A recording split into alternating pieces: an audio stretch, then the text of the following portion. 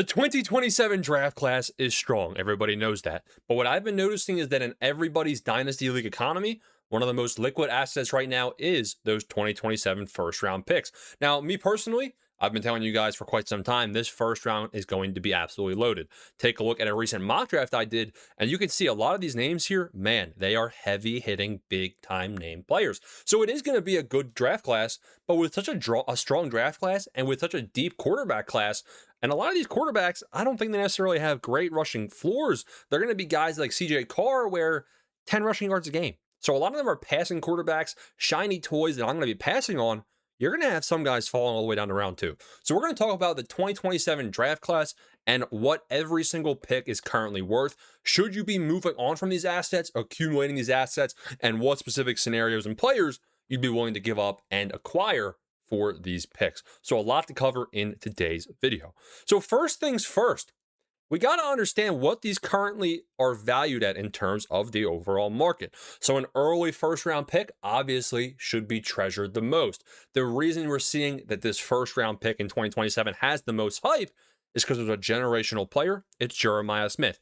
Now, this is like beating a dead horse. Everybody by this point knows that when Jeremiah Smith gets picked, he's going to be probably immediately a top 15 dynasty pick, maybe even late. I mean, I'm talking probably not back half of round one in a startup, but he might be. Like, he's going to be immediately a very highly valued asset, regardless of landing spot.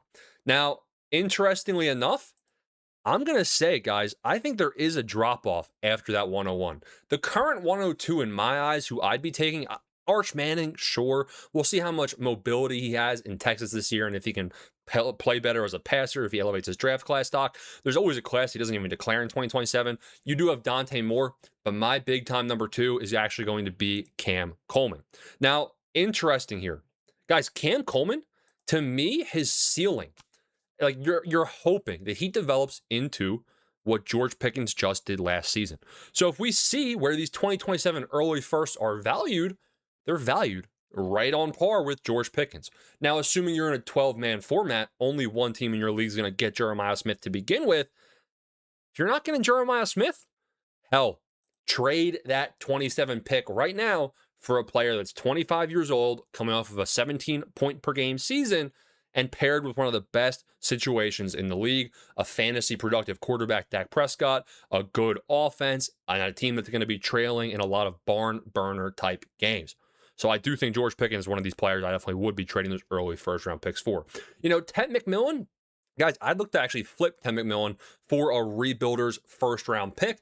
T-Mac is going to be a good asset in the long term. He is a talented player. That's why he was rookie of the year. But Bryce Young is going to cap his ceiling. He does have value insulation because of his talent.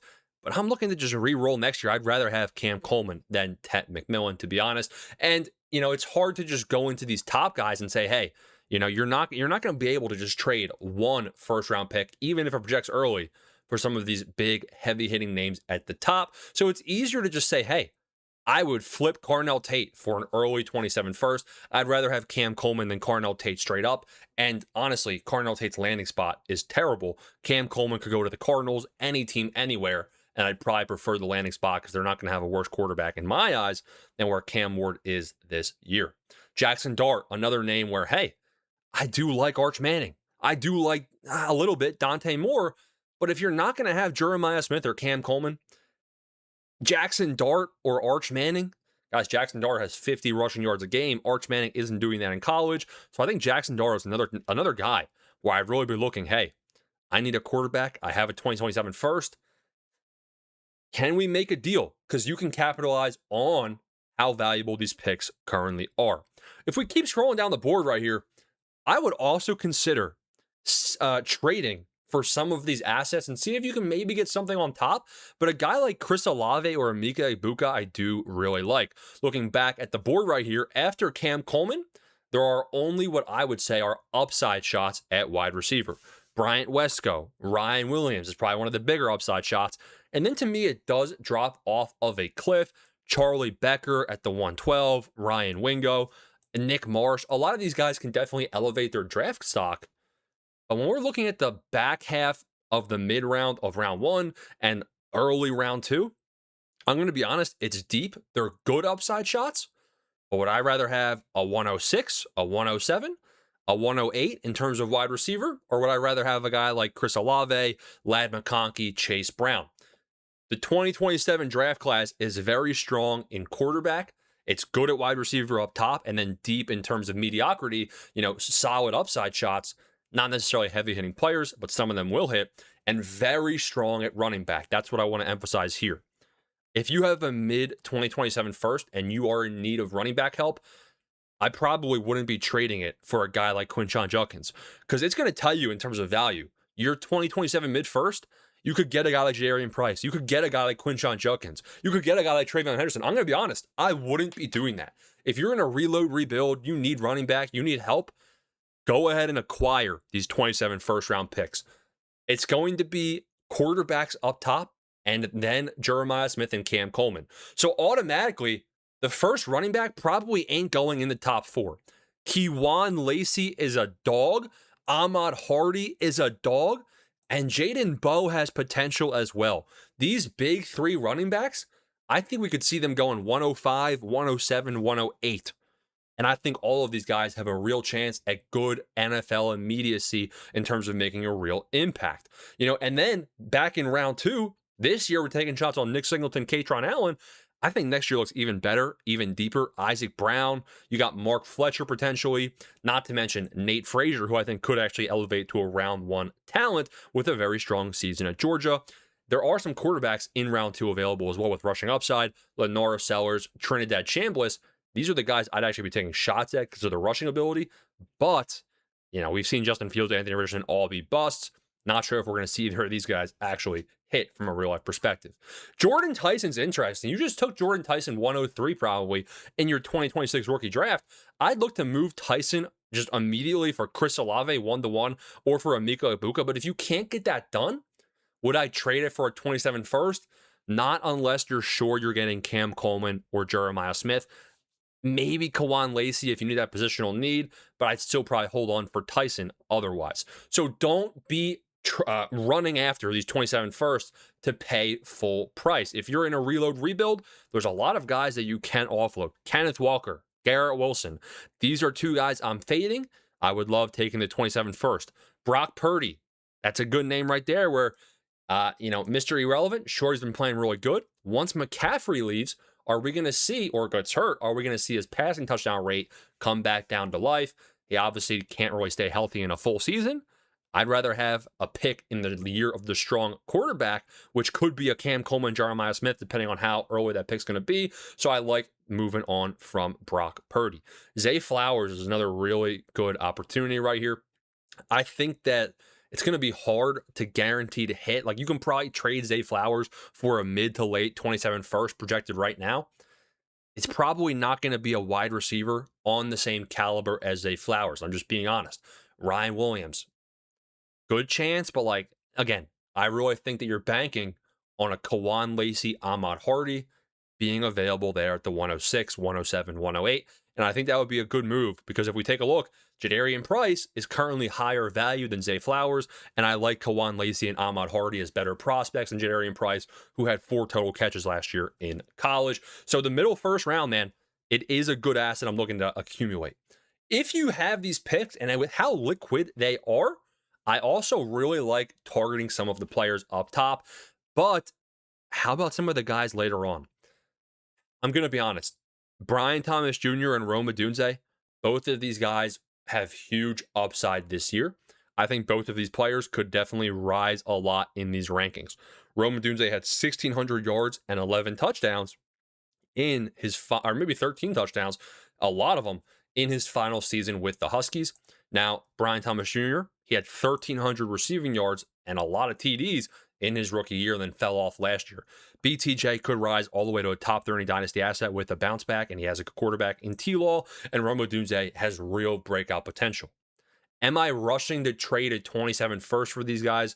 Absolutely not, unless you're getting a 2-for-1. So once you are outside of the range of Chris Olave, top 35 dynasty assets, I'm not moving on from 27 first unless you're packaging more than one thing in there. Even a guy like Chase Brown, as much as I like Chase Brown and I'm in on him from a really big breakout year this year, without him getting the extension before the season, with the lack of, name impact player to this point, I would not be trading 27 first for Chase Brown when I'm talking up how good this running back class is going to be. So it does seem like a smart move to offload players for 27 firsts if that's the team strategy you have. And go check the Discord out, man, for free team reviews, free trade advice, and I'll help you boys understand your team situation. They'll be linked in the description. Let's talk about after the guys right here that can be breakout targets. Again, these are the guys you target for 2-for-1 deals. And I do think with how liquid and how hyped up this draft class has become, you could potentially flip some really good deals here. You could potentially turn a 27 first-round pick, a late one, somebody that projects out to be a Charlie Becker, a Ryan Williams, guys that their hit rate isn't going to be super high. You could turn that into a Kyron Williams and then probably a Sam Laporta on top of it. And that's a good move that I would be looking to make. So yeah, you could also conversely trade those picks away. Casey Concepcion, he might have been the 107 this year. I'd probably rather have the 110 in 2027 than the 107 in 2026. And that is something that is not a surprise. It is not a mistake. It's something we've been forecasting here on the channel for quite some time. Bashal Tutin is interesting. He definitely has a big opportunity this year with the Jacksonville Jaguars. Would I hold on to a guy like Bashal Tutin? No. If you're going to get a first-round pick, again, I really like re-rolling and seeing how this 27 draft class unfolds in terms of running backs. Really, really good opportunity there. I think that's the first round sorted. Now we got to talk about the 2027 second round. The 27 second round is where I'm starting to get pick hungry. 27 firsts are high up there in price. They're a very liquid asset, very easy to move, very easy to acquire. The 2027 second round, smart teams are accumulating and hoarding these assets. Take a look at who's ranked in this range of guys. Michael Pittman, Malik Willis, Wando Robinson, Quentin Johnston, Xavier Worthy, RJ Harvey. You definitely can capitalize here. If somebody in your league is smart and knows the value of these 27 seconds, you could potentially trade a 27 second right now for Parker Washington. Great move. If you're a contender, you can get a George Kittle. That's a great move. Isaiah Likely, Chris Godwin, Jaden Reed. There's great names out there. On the other end of the spectrum, Rashad White. See you later. Jacoby Myers, he's gone. Cortland Sutton, he's gone. Chuba Hubbard, we'll smell you later, buddy. Look at who these second-round picks are going to be. Isaac Brown is a stud running back. Ryan Wingo is a good receiver. And then there's the upside shots on quarterbacks that average 50 rushing yards per game. Guys, Nate Frazier is a bad man. Nate Frazier is a dog. And I have him at the 212 in this mock draft. I don't think you guys understand, like, even Justice Haynes. Justice Haynes is projected round 3. Haynes had 900 rushing yards, 10 touchdowns, and he had 100 receiving yards 2 years ago. It is a solid draft class from every single position. There's not really much, like Lenora Sellers.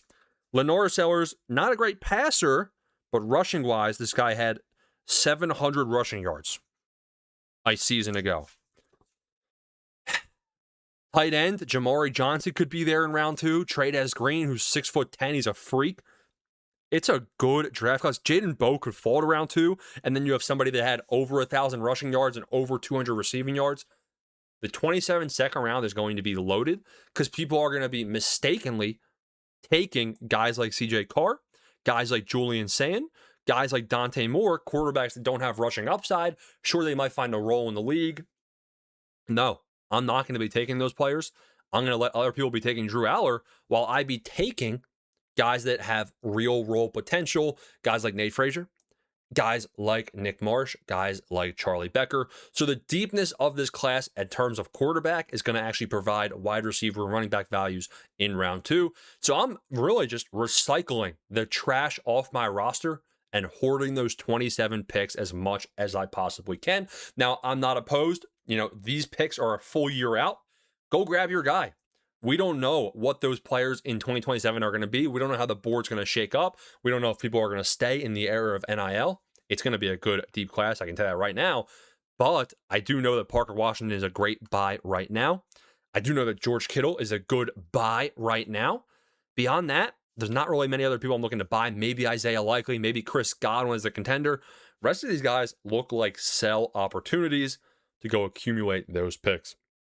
I hope this video was helpful in terms of really just the mindset of what to be thinking about these 27 picks, what the overall class is looking like. We've already done some mock draft videos. Man, look at how many arrows, all the signs, look at all the arrows.